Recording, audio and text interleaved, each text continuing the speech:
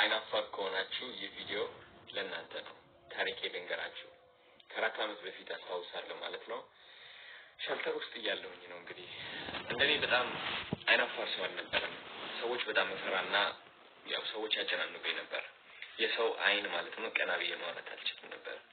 እድሜ ልኬኔ እየተተረኩኝ ያደግኩት በተማሪዎች በሰፈር ልጆች ኢቭን ያፈቀርኳቸው አንዳንድ ሴቶችም ለራሱ ላይክ ሪጀክት እያደረጉኝ ምናምን ያደግኩት ለፍቅር ጠይቃቸውና እምቢ ይላሉና እንደውም እምቢ ያሉት መንገድ እየተረቡ ነው።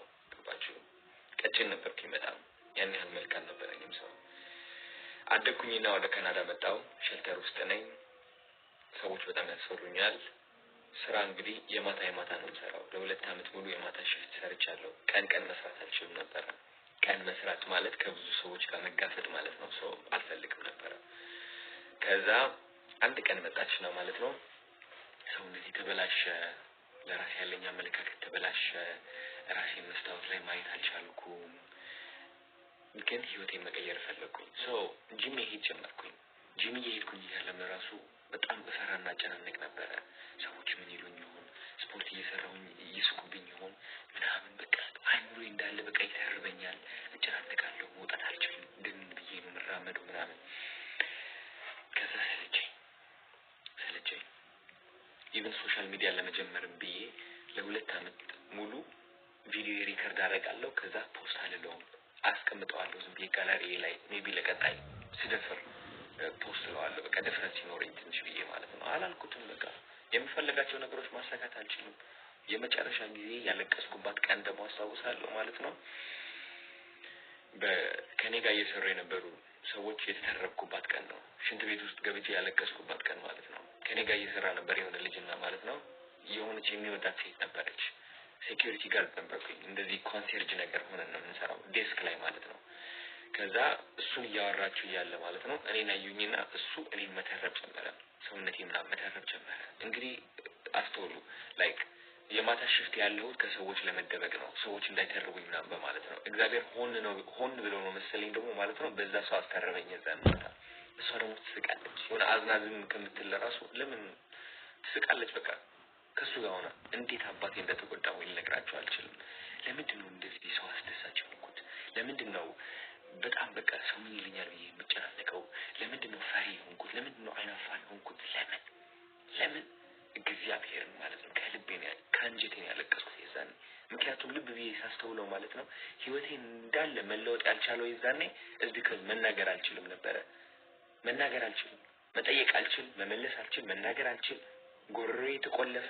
አይምሮዬ ላይ ያሉት እነዚህ ሀሳቦች ማስወጣት አልችልም። እግዚአብሔር ልቤ ላይ ያስቀመጠልኝ ህልም መከተል አልችልም። ምን አባቴ ላድርግ ታዲያ?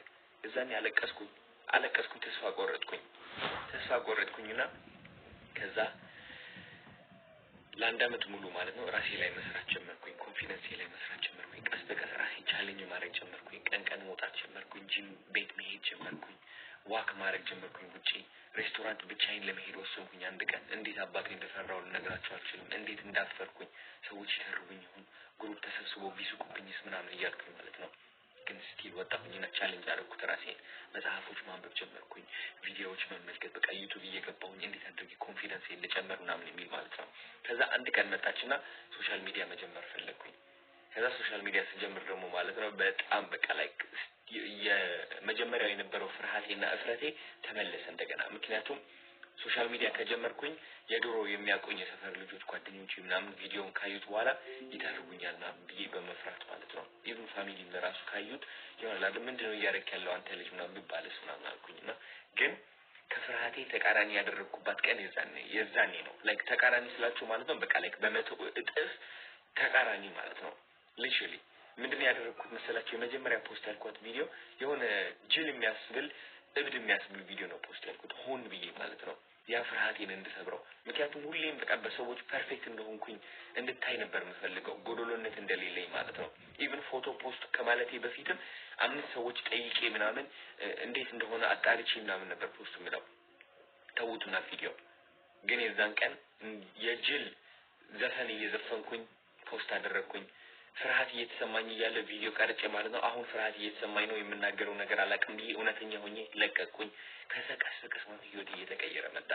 ገባችሁ ከዛ አሁን ያለውበት ደረጃ ደረስኩኝ ማለት ነው አሁን እናንተ የምታውቁት አዶናይ ሰው ምን ይለኛል ብሎ አይጨናነቅም ሰው ምን ይለኛል ብሎ አያፍርም አይፈራም ሁሉም ስለኔ ስለ ህይወቴ ሁሉም ነገር ታውቃላችሁ እናንተ የደበቅኳችሁ ነገር የለም ከሴጋ ብትሉ ከበረንዳ ወጣው ብትሉ ብር አለቀብኝ ብትሉ ያ ነገር ብትሉ ሁሉ መጥፎ የሚላቸው የሚያዳክሙ አንድ ሰው የሚደብቃቸው ነገሮች እኔ አውጥቼ ተናግሬያለሁ እነዚህ ነገሮች ስናገር ደግሞ ከድክመት ተነስቼ ሳይሆን ማለት ነው ከጥንካሬ ተነስቼ ነው ገባችሁ ምክንያቱም እናንተ የምትናገሩት አዶናይ እንደዚህ ብሎ አዶናይ እንደዚህ ነው አዶናይ እንደዛ ነው ብላችሁ የምታወሩት ነገር ማለት ነው እኔ እንደማይወክልኝ አውቃለሁኝ የናንተ ቃላት የናንተ ኮሜንት የናንተ ተረባ የናንተ ምክር ምናምን እኔ እንደማይጠቅመኝ አውቃለሁኝ ሶ ራሴን መመክረው ራሴን የምወደው ራሴን ከናንተ ፍቅር ከጠበቅኩኝ ጥላቻችሁ ፈራለሁ ማለት ነው አያችሁ ይህ አሳሰብ ስገነባ ማለት ነው ህይወቴ እየተቀየረ መጣ ለራሴ መቆም ጀመርኩኝ እናንተ ማለት ነው እንዲህ ነው ማድረግ ያለባችሁ ራሳችሁን ቻሌንጅ ማድረግ አለባችሁ